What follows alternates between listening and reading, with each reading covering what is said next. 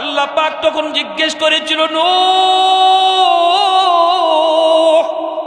এটা কি তোমার ওই দোয়া যেটা আমি কবুল করার গ্যারান্টি দিয়েছি? সকল নবীদের একটা দোয়া বদদোয়া কবুলের গ্যারান্টি দিয়েছি, এটা কি তোমার সেই দোয়া? নূহ নবী কয়, মালিক, ওটা আমার সেই দোয়া। আল্লাহ কয়, তাহলে তো আর দেরি হবে না, গ্রান্টেড। রব্বুল আলামিন সব ধ্বংস করে দিল। শুধুমাত্র একটু বোঝানোর জন্য বলছিল, রে নূহ, আমার বান্দাদেরকে আমি আল্লাহ নিজের হাতে বানাইছি, নিজের হাতে বানাইছি। যেই মানুষগুলারে আমি নিজের হাতে বানাই, এই মানুষগুলারে নিজের হাতে মারতে আমি আল্লাহর বড় কষ্ট লাগে। বুঝতে হলে তোমাকে একটু বোঝাই, নিজের হাতে কতগুলি হাড়ি পাতিল বানাও, বানাইছেন যেভাবে মন চায় সেভাবে মনের মাধুরী দিয়ে তুমি বানাও। নূহ নবী মনের মাধুরী দিয়ে অনেকগুলি হাড়ি পাতিল বানাইয়া আল্লাহ কয়, এখন বাইরিয়া সব ভেঙ্গে ফেল, লাঠি হাতে নিয়ে সব ভেঙ্গে ফেল। নূহ নবী কয়, মালিক, বানাইলাম মনের এত মাধুরী দিয়া, এখন আবার ভাঙতে বলো, কষ্ট লাগে। আল্লাহ কয়, নূহ, মাটির কিছু জিনিস বানাইছো,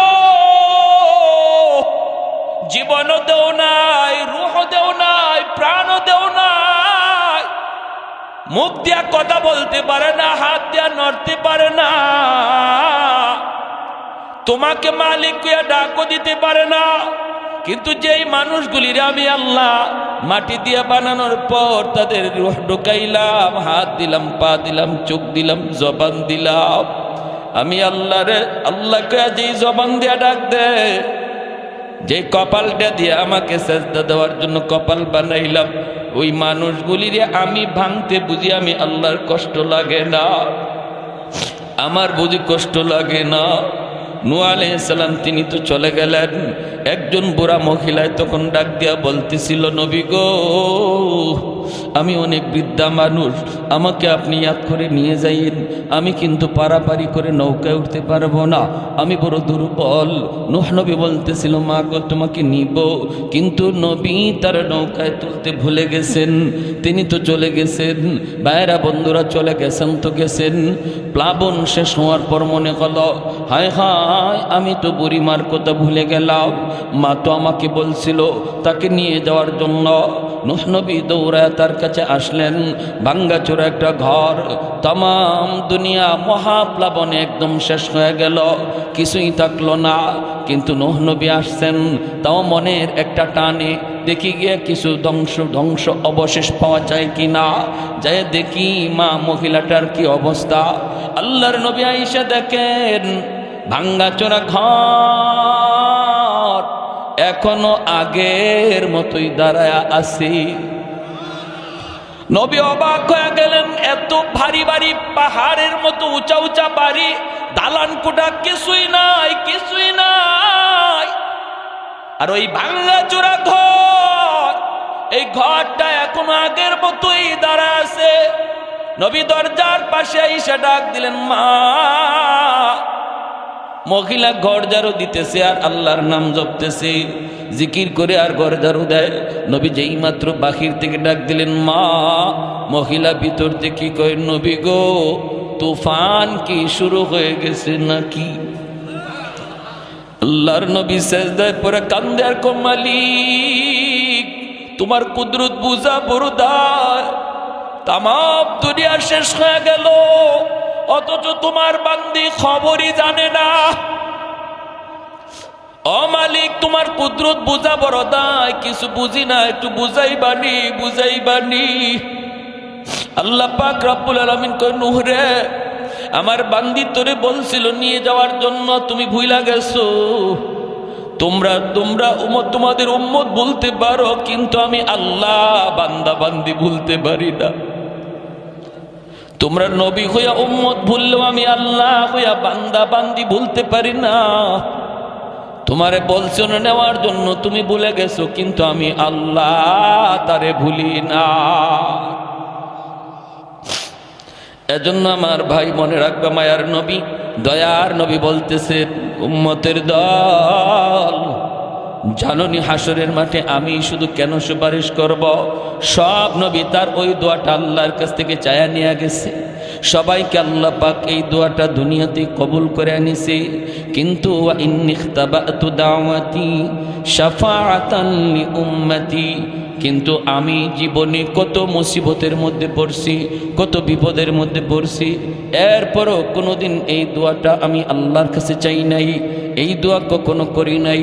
তায়েফের ময়দানে আমি নবীর উপর দিয়ে এত নির্যাতন, এত নিপীড়ন, পাগল পাগল কয়া কয়া এই যুবকগুলি, উশৃঙ্খল যুবকগুলি আমার পিঠে পাথর মারল। যেখানে পাথর মারছে সেখানে রক্ত ফিনকি দিয়ে বের হয়েছে। আল্লাহর নবী, রহমতের নবী, মায়ার নবী আম্মাদান আয়েশা সিদ্দিকা রাদিয়াল্লাহু তাআলা আনহা বলেন, নবীর দেহের ভিতরে এমন কোনো পশমের গুঁড়া আমি পাই নাই যেই জায়গাটাতে এখনো পাথরের দাগ নাই। আমি বলছিলাম, নবী গো, আপনার কি কোনো শীতলা রোগ হয়েছিল নাকি? নবী কই, না গো আয়েশা, এটা রোগ না, এই চিহ্নগুলি তায়েফের জমিনে পাথরের আঘাত। এরপরও নবী কয়, আমি আল্লাহর কাছে দোয়া করি নাই, ও মালিক, যেটা কবুল করার গ্যারান্টি দিছো এটা দিয়ে ওদেরকে ধরো, এমন বলি নাই। বরং দুইজন ফেরেশতা ঈসা পাহাড় চাপা দিয়া মারতে চাইলো। এরপরও নবী কয়, আল্লাহুম্মা হদি কওমি ফাইন্নাহুম লা ইয়ালামুন, আল্লাহ আমার কওম বুঝে না, আমারে চিনে না, আমারে চিনে না, ওদের পরবর্তী জেনারেশন বাচ্চা কাচ্চা আমারে চিনব। আল্লাহ তুমি যদি শেষ করে দেও তাহলে আমার কথা শুনবো কেডা? আমি কাদের মাঝে দাওয়াতের কাজ করবো, কাদেরকে তোমার কথা শুনাইমু? না মালিক, তুমি এদের উপরে রাগ কইরো না, গুসা কইরো না, ওরা আমাকে চিনে না, কিন্তু ওদের সন্তানগুলি আমি নবীকে চিনব। মায়ার নবী, দয়ার নবী কয়, আবু জাহেল আমার মাথা থেকে রক্ত ঝরাইছে, 2 বছর 2.5 বছর জেলখানায় বন্দী, পরিবারের সমস্ত সদস্য নিয়া শিয়াবে আবি তালিবের ভিতরে আমার নবী বন্দী। 1 বছর নয়, 2 বছর 2.5 বছর। বাচ্চা কাচ্চাগুলি খানার অভাবে কি খাইব, সারাদিন সারা রাত নবী বলেন কান্না করছে। আল্লাহর নবীর চাচা আবু তালিব তিনি ঈমান আনেন নাই, কিন্তু ওই শিয়াবে আবি তালিবের কারাগারে আবু তালিব বন্দী। মক্কার মানুষগুলি নবীকে যারা যারা সাপোর্ট করছে নবীর বংশের, ওদের সবাইকে এক করে ফেলছে। বাহির থেকে খানা দানা বন্ধ, পানি আসা বন্ধ, কথা বলা বন্ধ। কয় যারা বন্দী অবস্থায়, এরা কারা? বন্দী অবস্থায় মুসলমানও আছে, অমুসলমানও আছে। কারণ যারা অমুসলমান এরা নবীর গায়ে কাউকে হাত তুলতে দেয় না। যেমন নবীর চাচা আবু তালিব ঈমান আনে নাই, কিন্তু বলছে মক্কার কাফির, শুন, আমি চাচা আবু তালিব থাকতে বাতিজার গায়ে টাচ করতে পারবা না। এজন্য আবু তালিবের সাথে তার বংশের, তার গোষ্ঠীর যেই মানুষগুলা ঈমান আনে নাই কিন্তু নবীকে সাপোর্ট দিছে, নবীর গায়ে হাত তুলতে দেয় নাই, ওই সবগুলি মানুষে একসাথে ওরা বন্দি করে ফেলছে। 2.5 বছর নবী বন্দিখানায়, পরিবারের বাচ্চাগুলি কান্নার রোল, বাচ্চাগুলির কান্নার আওয়াজে আকাশ বাতাস বাড়ি হয়ে আসছে। মায়ার নবী বলেন, মহিলারা বুকের দুধ খাওয়াবে বাচ্চাকে, খানার অভাবে, পানির অভাবে বুকের দুধ শুকায় গেছে। গাছের পাতা খায়া খায়া আমি নবী চলছি, তখনও আমি আল্লাহর কাছে ওই দোয়া করি না, আল্লাহ একটা দোয়া কবুলের গ্যারান্টি তুমি দিছো, বিপদ থেকে উদ্ধার করো। এত বড় মুসিবত আমি নবীর উপর দিয়া গেছে, তবু আমি শেষ অস্ত্রটা সারি নাই, এটা রাখছি। ইন্নী ইখতাবাতু দাওয়াতি, ইন্নী ইখতাবাতু দাওয়াতি, লুকায় রাখছি, আমি কেউরে দেখাই নাই। এই শেষ অস্ত্রটা আমি কাউরে দেখাই নাই, সবচেয়ে পাওয়ারফুল অস্ত্রটা আমি কাউরে দেখাই নাই। কেন দেখাই নাই জানুনি? শাফাআতাল লি উম্মতি, হাসরের ময়দানে আমার গুনাহগার উম্মতের জন্য ওই দোয়ার উসিলায় সুপারিশ করব। আমার জাহান্নামী উম্মতের জন্য আমি সুপারিশ করব, বিপদগ্রস্ত উম্মতের জন্য আমি সুপারিশ করব। এজন্য আমি এই দোয়াটা সবসময় লুকায় রাখছি। ভাইরা আমার, হাসরের ময়দানে আমার নবী, রহমতের নবী, তিনিও দাঁড়ানো থাকবেন। হযরত আদম আলাইহিস সালামকে আল্লাহ পাক রব্বুল আলামিন অনেক উঁচু একটা দেহ দিবেন, তাল গাছের মতো আদম আলাইহিস সালামকে দেখা যাবে। সুবহানাল্লাহ, জোরে কম। আদম আলাইহিস সালাম এত উচ্চতার গর্দান হবে, গোটা হাসরের ময়দানটা আদম আলাইহিস সালাম দেখতে পাবেন। আল্লাহর নবী বলেন, হঠাৎ করে বাবা আদম আমাকে ডাক দিবেন, ইয়া আহমদ, ইয়া মুহাম্মদ। আমি ডাক শোনা মাত্রই বাবার সামনে দৌড় দিয়া হাজির। আমি বলবো কেন ডাক দিলেন? তখন আদম আলাইহিস সালাম বলবেন, বাবা মুহাম্মদ, ওই যে দেখো জাহান্নামের গেটের পাশে নিয়ে গেছে একজন মানুষকে, হাত করা পা হাত করা লাগাইয়া, পায়ে বেরি লাগাইয়া। আহমদ, তার দিকে আমি তাকাইছি, তার নমুনায় বোঝা যায় সে তোমার উম্মত। একটু পরে জাহান্নামে ফালায় দিব। যাও, আমি বলতেছি তুমি তাড়াতাড়ি দৌড়ে যাও, তারে যায় বাঁচাও। আল্লাহর নবী রহমতের নবী বললেন, বাবা কেমনে বুঝলেন? তিনি বললেন, গুররাম মিনাল আস গুররাম মুহাজ্জালিনা মিন আসারিল উযু। আমি দেখতেছি তার ওযুর অঙ্গগুলি চমকাইতেছে। আমি দেখতেছি তার অঙ্গগুলি চমকাইতেছে। হাসরের ময়দানে এই উম্মতের ওযুর অঙ্গগুলি শুধু চমকাবে, আর কোন নবীর উম্মতের অঙ্গ চমকাবে না। এজন্যই চমকানো দেখলেই মানুষ বুঝে ফেলবে ইনি আখিরি নবীর উম্মত। আদম আলাইহিস সালাম বলবে, যাও যাও। আল্লাহর নবী বলেন, আমি সাথে সাথে কোমরের মধ্যে আমার গামছা দিয়ে একটা বাঁধ দিব জোরে দৌড় দেওয়ার জন্য। নবী বলেন, আমি দৌড় দেওয়ার জন্য প্রস্তুতি নেব। এমন জোরে একটা দৌড় দিব, ফেরেশতাদের সাথে আমি পারতেছি না, ওরা তো নিয়ে যাইতেছে। পিছন থেকে ডাকতেছি আর দৌড়াইতেছি, ফেরেশতারা থাম থাম থাম, আমার একটু দেখায় নাও। আমি দৌড়তেছি, দৌড় দিতে যাই, আমি মাঝে মাঝে পইরা যাই, সেখান থেকে আবার উঠে আবার দৌড় দিই। ফেরেশতারা আমার কথায় তারা কান দেয় না। একজনকে আল্লাহর নির্দেশ, তারে তাড়াতাড়ি জাহান্নামে লয়ে যাইতাম, আল্লাহর কথার অমান্য করতে পারবো না। মায়ার নবী আবার পিছনে দৌড়াইতেছেন আর ডাকতেছেন, ফেরেশতারা ডাক শোনে না। এক পর্যায়ে আল্লাহর নবী নিরাশ হয়ে গেছেন, নবী বসে গেছেন, আর বুঝি বাঁচাইতে পারলাম না। আসমানের দিকে হাতটা উঠাই আল্লাহর নবী চোখের পানি জড়ায়, আল্লাহ তুমি না বলছিল হাসরের ময়দানে আমারে কান্দাইবা না, আমি যা চাইমু তুমি তা দেবা। আল্লাহ তোমার ফেরেশতারা আমার ডাক শুনে না, তোমার ফেরেশতারা আমার কথা শুনে না গো মালিক। আমি এত ডাকতেছি, ওরা আমার ডাক শুনে না। আল্লাহ পাক ফেরেশতাদেরকে বলবে, ইয়া মালাইকা। আল্লাহ তখন ডাক দিবে, ফেরেশতারা থাম, পিছনে আমার বন্ধু দৌড়াইতেছে, একটু পিছনে তাকা, পিছনে হাবিবুল্লাহ, আমি আল্লাহর বন্ধু। সাথে সাথে ফেরেশতারা থেমে যাবে। আল্লাহর নবী রহমতের নবী কাছে যাবেন, যায় বলবেন, কি হয়েছে তার? কই নেকির পাল্লা হালকা, গুনার পাল্লা ভারী। আল্লাহর নবী বলবেন, আবার আমার সামনে একটু দাড়ি পাল্লা ওজন দাও। ফেরেশতারা আবার যখন দাড়ি পাল্লা ওজন দিবে, নেকির পাল্লাটাতে মায়ার নবী তার কালেমার কাগজ নবী নিজের হাতে দিয়ে দিবে। এই কাগজের টুকরাটা রাখা মাত্রই নেকির পাল্লা ভারী হয়ে যাবে। कौनैन मुख्तार खुदा तुमको बनाया, कौनैन मुख्तार खुदा तुमको बनाया, उम्मत का निगाहबान खुदा तुमको बनाया, उम्मत का निगाहबान खुदा तुमको बनाया।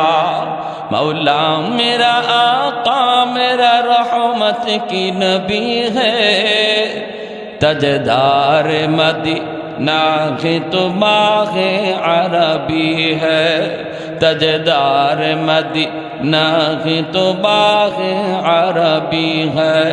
अशजार ने देते हैं नबूवत के शहादत, तशकीक कमर में है तो अंगुल की इशारात, तशकीक कमर में है तो अंगुल की इशारात।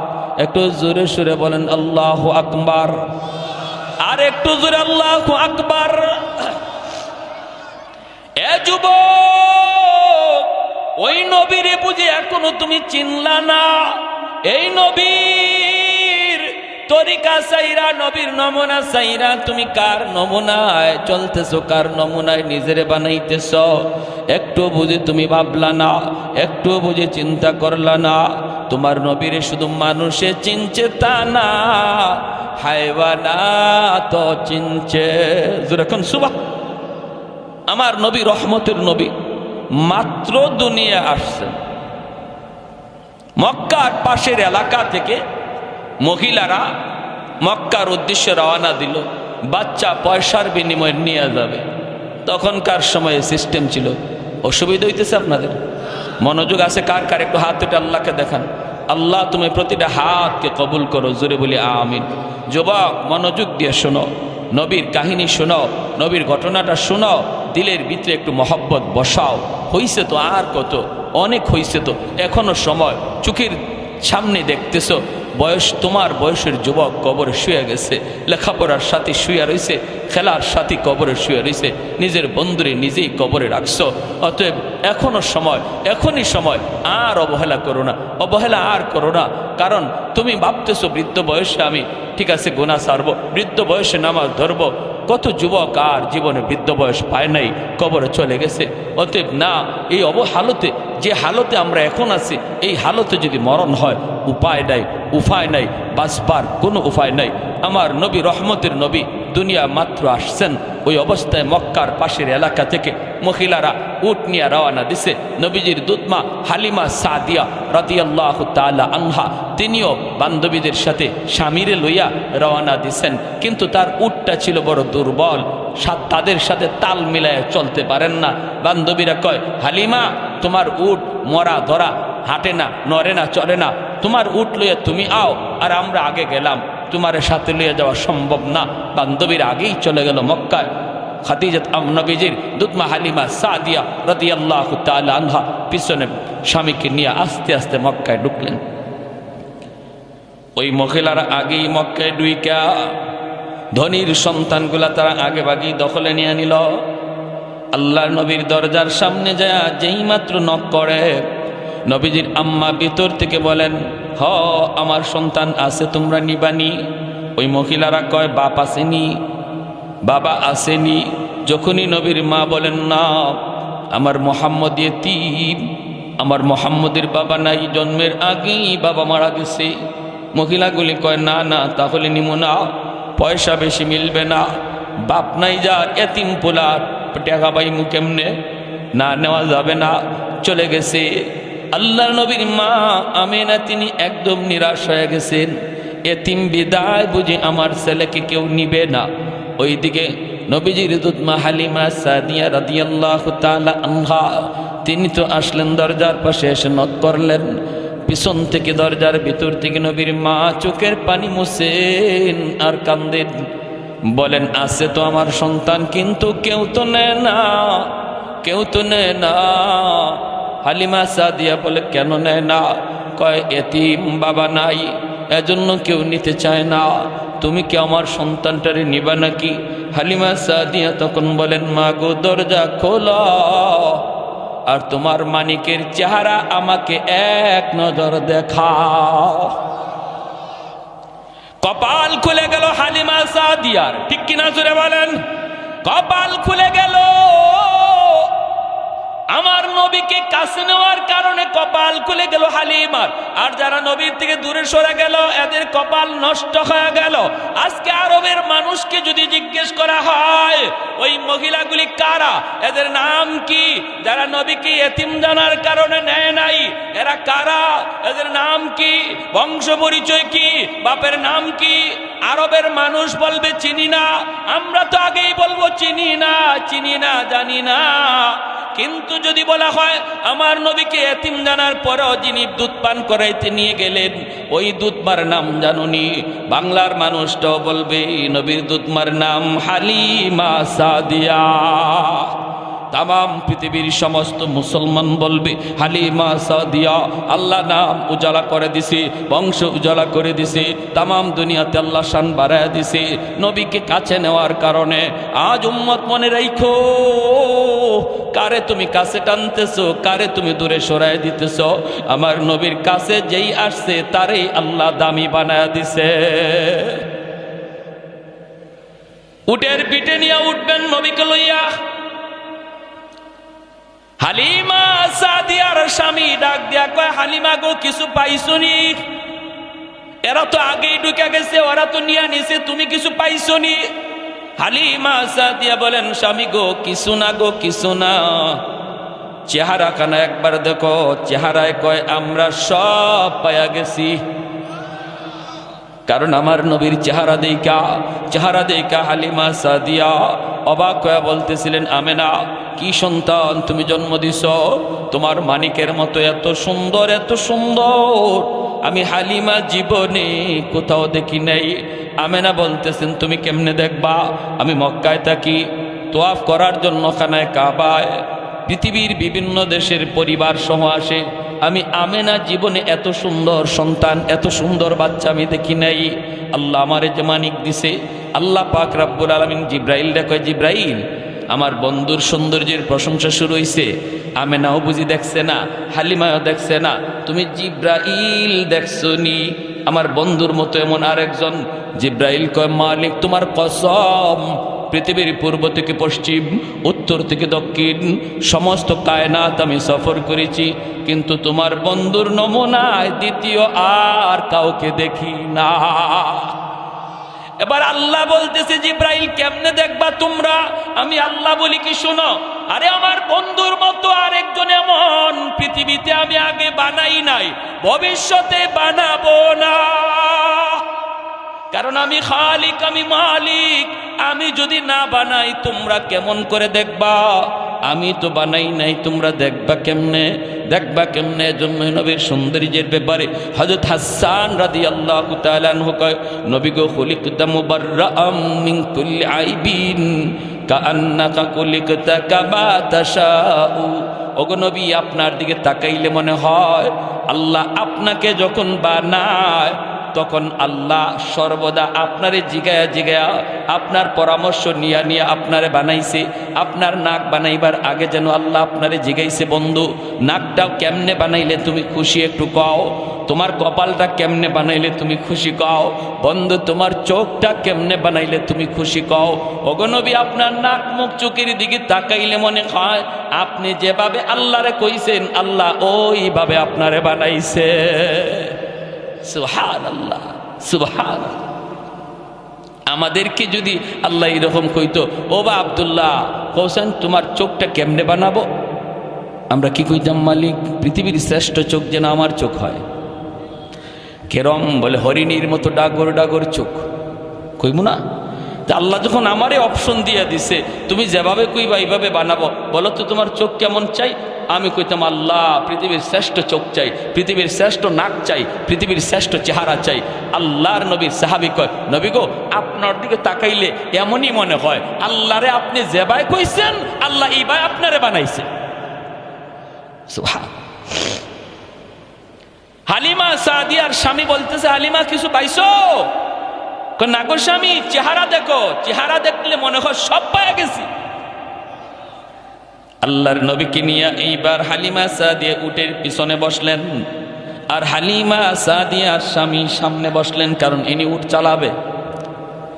খাসাইসুল কুবরা নামক কিতাবের ভিতরে লিখেন যেই মাত্র আল্লাহর নবীকে নিয়ে তিনি পিছনে বসছেন আর স্বামী সামনে বসছেন, এরপরে স্বামী বলতেছে উট চল বাড়িতে যাব, কিন্তু উট নড়ে না চড়ে না, বসা থেকে উঠে না, যতই পিটায় উট নড়েও না চড়েও না হাঁটেও না উঠেও না, আবার পিটুনি দেয় উট নড়ে না চড়ে না। এইবার উট বলতেছে মালিক অল্প সময়ের জন্য আমি উটের জবানটা খুলে দাও। আল্লাহ তুমি আমাকে জবান দেও নাই, জবান দিছো মানুষরে, এজন্য আমি তোমার উপরে নারাজ না, নারাজ না, নারাজ না, কিন্তু অল্প সময়ের জন্য জবানটা খুলে দাও। আমি আমার মালিককে বুঝাইতে চাই কেন আমি হাঁটি না, কেন আমি উঠি না। এই বলা মাত্রই আল্লাহ উটের জবানটারে আল্লাহ খুলে দিছেন।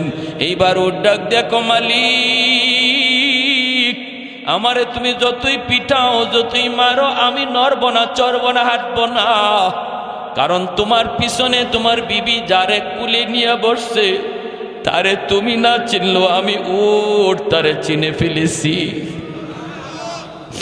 ইনি আমার রহমতের নবী, মায়ার নবী, সৈয়দুল মুরসালিন, দু জাহানের সরদার, যেই নবীর উসিলায় আল্লাহ কায়নাত বানাইলো, আমারে আপনারে পুল কায়নাত যার উসিলায় বানাইলো,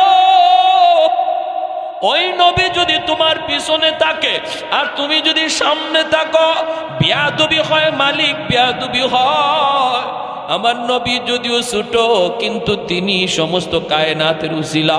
তুমি নবীর সামনে বসাও আর তুমি পিছনে চলে যাও, আমাকে মারা লাগবে না, দ্রুত বেগে হাঁটতে শুরু করব। সাথে সাথে হালিমা সাদিয়ার স্বামী কয়, হালিমা গো, ও হালিমা কেমন সন্তান লইয়া তুমি আইছো? হায় আমরা তো তার চিনলাম না, কিন্তু চিনছে তো উট। হায় সে তো জানতেন কোনো সন্তান নয়। ও হালিমা তুমি তাড়াতাড়ি সামনে বসো। হালিমা সাদিয়া নবীকে কোলে লইয়া সামনে বসছেন। তারা তো বুঝে গেছে এই বাচ্চা সাধারণ কোনো বাচ্চা না, উট তার পরিচয় দিয়া দিছে, উটে তার পরিচয় দিয়া দিছে। পিছনে চলে আসছেন। এইবার আল্লাহর নবী সামনে, হালিমা সাদিয়ার কুলে আমার নবী, রহমতের নবী। উঠে আবার ডাক দেখো, মালিক জীবন ভর আমি উটের লাগাম তোমার হাতে ছিল, আজ যেহেতু আমার পিঠে রহমতের নবী বসা, আমি উটের লাগামটা রহমতের নবীর নরম হাতে ধরা দাও, আমি উট ধন্য হয়ে যাব। আমার মতো কপাল আর কার আছে যে হাজার উটের লাগাম রহমতের নবীর হাতে? আল্লাহ নবীর হাতে উটের লাগামটা ধরানো মাত্রই উট দ্রুত বেগে হাঁটতে শুরু করলো। অল্প সময়ের ভিতরে যায় বান্ধবীদেরকে রাস্তায় ক্রস করে ফেললো। বান্ধবীরা ডাক দেখো, হালিমা গো, ও হালিমা তোমার এই উট এটা কি নতুন উট না পুরান উট? বলে না, এটা পুরানটাই, নতুন না। এত শক্তি আইলো কোত্থেকে, এত তেজ আইলো কোত্থেকে? হালিমা সাদিয়া কয়, জাননি মক্কায় যাবার সময় উটের লাগাম ছিল আমার স্বামীর হাতে, আর এখন উটের লাগাম রহমতের নবীর হাতে। এজন্য শক্তি বরকত আল্লাহ বাড়ায় দিছে, গায়ের মধ্যে আল্লাহ শক্তি বাড়ায় দিছে। এরে যুবক, এখনো বুঝি তুমি তোমার নবীর চিনলা না? কার জন্য এত আশিক হইছ? কার জন্য তুমি এত আশিক হইছ? যে নবী তোমার জন্য এত আশিক ছিল, নিজে কষ্ট করছে, এরপর আল্লাহর কাছে নিজের জন্য চায় নাই, তোমার আমার জন্য নিজের স্পেশাল চাওয়াটা আল্লাহর নবী হাসরের মাঠে রাইখা দিছে। যখন সুবহানাল্লাহ। রওজা শরীফে এখনো শুয়া শুয়া কয়, ইয়া উম্মতি, ইয়া উম্মতি, ইয়া উম্মতি। নবীর কানে যখন এই খবর পৌঁছানো হয়, ওগো নবী আপনার উম্মতের যুবকগুলি আজকে খেলা নিয়ামত, রাতকে রাত তারা অমুক দল তমুক দল পাগল, তাদের চেহারা দেখলে আপনার উম্মত বোঝা যায় না, বোঝা যায় না, চিনা যায় না। তখন কি নবী রওজায় শুয়ে শুয়ে তিনি খুশি হন নাকি কষ্ট পান? কষ্ট পান। নবী তখন কান্দে, নবী তখন কান্দে। না রে উম্মত, না, সামনের দিনগুলা কিন্তু ভয়ঙ্কর দিন আসতেছে, বিপদ আসতেছে, বিপদ তড়িৎ গতিতে বিপদ আসতেছে। দুশ্মনগুলি অস্ত্র নিয়ে নিয়ে আমাদের দিকে ধাগাইতেছে, ধাওয়াইতেছে, জবাই করার জন্য, মারার জন্য। আর আমারে আপনারে ভুলায় রাখছে খেলাধুলার মধ্যে ফালাইয়া। কয় তুমি ঘুমায় থাকো খেলার ভিতরে পইরা, আর আমি আইতাছি তোমারে জবাই করার জন্য। অতএব যুবক, এখনো সময়, নিজেরে জাগাও, ইমানটারে জাগাও, ঘুম ভাঙ্গো, ঘুম ভাঙ্গাও, এখনই সময় তোমার ঘুম ভাঙ্গাও, নইলে বিপদ থেকে বাঁচার কোনো উপায় আমাদের সামনে 5 ওয়াক্ত নামাজ পড়া খুব কঠিন কাজ না, সহজ কাজ। আমার নবী জীবনে কোনো দিন জামাত তরক করেন নাই। মায়ার নবী লাঠিতে বর দিয়া না, শুধু 2 জন সাহাবীর কান্দে বর দিয়া পায়ের মধ্যে পা জমিনে লাগাইতে পারেন না। ওই অবস্থায় নবী সাহাবীর কান্দে বর দিয়া মসজিদে হাজির হয়েছে। আজকে আমি আপনি মসজিদে পাশে থেকে মসজিদে যাই না, হাসরের মাঠে নবীর সামনে মুখ দেখাইমু কেমনে মুখ দেখাইমু? নবী যদি কয়, এ আমার উম্মত, তোর শরীরটা সুস্থ আছিল, তোর তো আমার মতো এমন কোনো অসুস্থতাও ছিল না, পা জমিনে লাগাইতে পারো এমনও না, পারো না এমনও না। আমি নবী জমিনে পা লাগাইতে পারি না, এরপরও আমি মালিকের কদমে মসজিদে গিয়া সেজদা দেওয়া ভুলি নাই। তোমারে কিসে পাইছিল? কি তোমার অভাব ছিল? তখন মুখ দেখাইবার কোনো উপায় নাই। নবী যদি বলে তোমার জন্য বুঝি আমি নবী উহুদের ময়দানে দান শহীদ করছিলাম, আমি নবী তায়েফের জমিনে রক্ত ঝরছিল তোমার জন্যই, আর তোমার দ্বারাই আজকে ইসলাম এত ক্ষতিগ্রস্ত হয়েছে, তোমার দ্বারাই বুঝি আমার রেখে যাওয়া ইসলামের এত ক্ষতি হয়েছে। জবাব দেওয়ার মতো উপায় নাই। যে মানুষগুলি হাসরের মাঠে আল্লাহকে দেখার পর আল্লাহর কদমে সেজদা দিব, এরা দুনিয়াতেও আল্লাহর সেজদা দিছে। জোরে কন্যা সুবহানাল্লাহ। আল্লাহ হাসরের মাঠে তার কুদরতি কদম মোবারক আল্লাহ পাক হাসরের মাঠে প্রকাশ করবেন। আর প্রকাশ করার পর আল্লাহ পাক এই পা দেখকেই হাসরবাসী মানুষ, ইমানদার মুমিন যারা, এরা আল্লাহর দেখকেই সেজদায় পড়ে যাইব। কিন্তু কিছু মানুষ এরা সেজদা করতে চাইব দেখা দেখি, কিন্তু পারবে না, পিছন দিক দিয়ে উপর হয়ে পড়ে যাবে। আবার চেষ্টা করবে, আবার পিছন দিকে পড়ে যাবে, আবার চেষ্টা করে পড়ে যাবে। আল্লাহ এবার বলবে, বান্দারে কি হয়েছে তোর? তখন কইব, মালিক আমি তো তোমার সেজদা দিতে চাই, পারি না। কেন পারো না? আল্লাহ আমার পিঠ বাঁকা হয় না, মেরুদণ্ডের হাড় লোহার মতো শক্ত হয়ে গেছে। আল্লাহ পাক রব্বুল আলামিন কইব, বান্দারে দুনিয়াতে যদি আমি আল্লাহর পায়ের সামনে, আমি আল্লাহর কুদরতি কদমে তোর পিঠটা বাঁকা করতি, আজ হাসরের মাঠেও তোর পিঠ বাঁকা হইতো। তোমার কি কষ্ট লাগে? কয় মালিক কষ্ট লাগে, চোখের পানি ঝরতে ঝরতে রক্ত বের হবে, রক্ত। ও মালিক কষ্ট লাগে, আমার বন্ধু তোমারে সেজদা দেয়, আমি পারি না। পাশের বাড়ির প্রতিবেশী তোমারে সেজদা দেয়, আমি পারি না। আল্লাহ পাক রব্বুল আলামিন তখন বলবো, বান্দা তোর আজকে কষ্ট লাগে, দুনিয়া তো আমি তোর আচরণ দেখে আমার কষ্ট লাগছিল, চোখের সামনেই তোর সামনেই মানুষগুলো মসজিদে ঢুকছে, আর তুই মসজিদের পার দিয়ে চলে যাইতি, তোর দিকে তাকাইলো আমি আল্লাহর কুদরতি কলিজা, বড় কষ্ট লাগছে, কারণ আমি তোরে নিজের হাতে বানাইছিলাম রে বান্দা। সমস্ত সব কিছু আমি বানাইছি আল্লাহ, আমি আল্লাহ কুন ফায়াকুন বইলা, জমিন বানাইছি কুন ফায়াকুন বইলা, আসমান বানাইছি কুন ফায়াকুন বইলা, ফেরেশতা বানাইছি কুন ফায়াকুন বইলা। কিন্তু তোমাকে আমি কুন ফায়াকুন বইলা বানাই নাই, তোমাকে যখন বানাইছি খালাকতু বিয়াদাইয়া, আমি আল্লাহ নিজের হাতে তোমারে বানাইছি।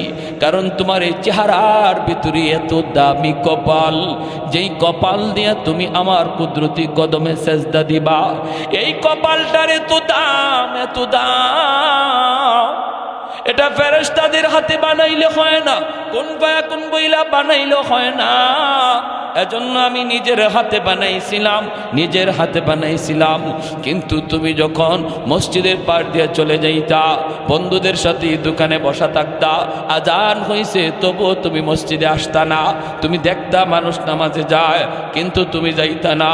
ওই দিন তোমার আচরণটা দেখেও আমি আল্লাহর কুদরতি কলিজায় বড় মায়া লাগছে।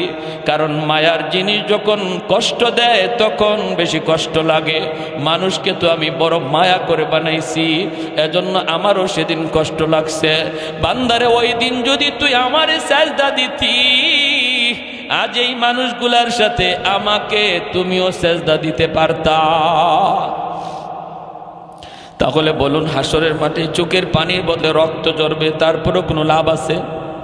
কোনো লাভ নাই। এখন যদি বুঝি, এই কথাটা যদি বুঝি, তাহলে এখন লাভ। আর এখন না বুঝা হাসরের মাঠে চোখের পানি ফালাইতে ফালাইতে রক্ত বের হবে, এরপরও বিন্দু পরিমাণ লাভ নাই। আল্লাহ বলবেন খুযুহু ফাগুল্লুহু সুম্মাল জাহিমা সাল্লুহু, ওরে 70 গজ জিঞ্জির দিয়া বাঁধো। জাহান্নামের ফেরেশতাকে আল্লাহ বলবেন 70 গজ জিঞ্জির দিয়া বাঁধো, তারপরে জাহান্নামে নিক্ষেপ করো, জাহান্নামে নিক্ষেপ করো। সেদিন আল্লাহ এতটাই নারাজ থাকবেন। প্যারে হাদিরিন, এজন্য এখনই তওবা করার সময়, আল্লাহ যা করছি ভুল করছি, মালিক আর ভুল করবো না, আর ভুল করবো না, এই কথা বলে আল্লাহর কাছে কান্দাকাটি করা, আর মসজিদে ঠিকমতো নামাজটা আদায় করা। আর যুবক, তোমার হাতে ধরে পায়ে ধরে বলি, তোমার হাতে ধরে পায়ে ধরে বলি, আমোদ ফুর্তি বিনোদন করবা, ইসলামে অনুমতি আছে, কিন্তু যেটা নাজায়েজ, যেটা হারাম, এই বিনোদন করা যাবে না, এর ধারে কাছেও যাবে না। যেই বিনোদনে আল্লাহ নারাজ হয়, এর ধারে কাছেও যাওয়া যাবে না। আল্লাহকে আপন ভাবো, আল্লাহকে আপন ভাবো। হ্যাঁ, ভুলবশত যদি একটা ভুল হয়ে যায়, সাথে সাথে অনুতপ্ত হও, আল্লাহর কাছে লজ্জিত হও, আল্লাহ আমি একটা অন্যায় করে ফেলছি, আল্লাহ এটা আমার করা ঠিক ছিল না, আল্লাহ তুমি মাফ করো। তাহলে আল্লাহ খুশি হয়ে যাবে। তোমাকে মসজিদে পাওয়া যায় না কেন? তোমাকে মুরব্বীদের শ্রদ্ধা করতে দেখা যায় না কেন? তোমাকে বাপ মার সেবা করতে পাওয়া যায় না কেন? তুমি যদি এই কাজগুলো সহিভাবে আদায় করো আর আল্লাহকে মাইনা চলো, তখন তো আল্লাহ তোমার উপর রাজি হইয়া এই যৌবন কালের বয়সটাকে আল্লাহ ওলির খাতায় নাম লিখাইয়া দিন। কারণ এই জমিনে যত আল্লাহর ওলি হয়েছেন, সবাই যৌবনে আল্লাহর ওলি হয়েছেন। আর যৌবন কালটা হলো আল্লাহর ওলি হওয়ার বয়স। যৌবন কালটা আল্লাহর ওলি হওয়ার বয়স। কারণ বুড়া মানুষ, বৃদ্ধ মানুষ চাইলেই একটা গুনাহ করতে পারবে না, কারণ তার গায়ে শক্তি নাই। বৃদ্ধ মানুষ চাইলেই একটা অন্যায় কাজ করতে পারবে না, শক্তি নাই।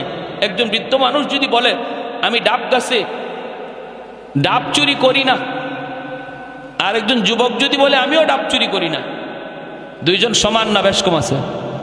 বৃদ্ধ মানুষটারে যদি বলা হয় চাচা আপনি ডাব চুরি করেন না, এটা তো ভালো কথা, ডাব গাছে উঠতে পারেননি, খবর না ডাব গাছে তো উঠতেই পারি না। তো আপনি ডাব গাছে উঠতেই পারেন না, ডাব চুরি করেন না, ভালো কথা। যুবককে জিজ্ঞেস করলো তুমি যে ডাব চুরি করো না, ডাব গাছে উঠতে পারো? কয় না, শুধু উঠতে পারি না, ডাব গাছে বইসা ডাব খাইতেও পারি। ঠিক না? গাছে বইয়া ডাব খাইতেও পারে। তাহলে দুইজনের না করাটা এটা কি সমান না বেশ কম হইল? বেশ কম। এজন্যই নবী বলেছেন লা ওয়ারআ কাল কাফি, যার ক্ষমতা আছে গুনাহ করার, যার ক্ষমতা আছে অন্যায় করার, যার সুযোগ আছে রাতের অন্ধকারে চুরি করার, আর একজনে হাঁস চুরি করার, একজনে ছাগল মুরগি চুরি করার, একজনে ডাব চুরি করার, জিনা করার, বেবিচার করার, গানের আসরে যাওয়ার, যাত্রার প্যান্ডেলে যাওয়ার, বন্ধুদের সাথে যার সুযোগ রয়েছে, এরপরেও যেই যুবক আল্লাহর ভয়ে যায় না, আল্লাহর ভয়ে যায় না, যৌবনকে কন্ট্রোল করে রাখে, না আমি পাগলামি করব না, যৌবন আল্লাহ আমারে পাগলামির জন্য দেয় নাই। বন্ধুদের সাথে যার যাত্রার আসরে যাওয়ার সুযোগ ছিল, এরপরও যায় না আল্লাহর ভয়ে, নবী বলেন লিখে রাখো সেই তোমাদের ভিতরে আল্লাহর ওলি হয়ে গেছে, সে আল্লাহর ওলি হয়ে গেছে। এজন্য যুবক, এই বয়সটা হলো ওলি হওয়ার বয়স। একটু নিজের কন্ট্রোল করো। যৌবন এটা ছুটবেই, একদিকে না একদিকে ছুটবেই, পাগলা ঘোড়ার মতো। এটার নিয়ন্ত্রণ তুমি করো, ড্রাইভ করো তুমি, যে না আমার এই চলন্ত গাড়িকে আমি রং সাইডে দৌড়াবো না, সঠিক লাইনে দৌড়াবো। দাওয়াত তাবলীগওয়ালাদের সাথে সময় দাও, উলামায়ে কেরামের সাথে সময় দাও, মাদ্রাসার ছাত্রদের সাথে সময় দাও। যে ছেলেটা নামাজ পড়ে না, নেশা করে, গাঞ্জা খায়, ইয়াবা খায়, আল্লাহর দোহাই ওর থেকে দূরে সরে যাও, ওর থেকে দূরে সরে যাও। তুমি ভালো করে সন্তান, খারাপ হয়ে যাবা। তোমার বাবা ভালো, তোমার মা ভালো, তোমার বংশ ভালো, কিন্তু সঙ্গ গুণে তুমি খারাপ হয়ে যাবা। তুমি সঙ্গ ছেড়ে দাও, ভালোদের সঙ্গ ধরো, নামাজি একটা মানুষের সাথে চলো, দেখবা আল্লাহ তোমাকে নামাজি হিসেবে কবুল করবে। আর যৌবনকালে তোমার নাম ওলির তালিকায় লেখা হয়ে যাবে। আল্লাহ আমাদের সবাইকে এই অল্প কথাগুলোর উপর আমল করার তৌফিক দান করুন। সবাই বলি আমিন। اللهم صل على محمد وعلى آل محمد كما صليت على إبراهيم وعلى آل إبراهيم إنك حميد مجيد اللهم بارك على محمد وعلى آل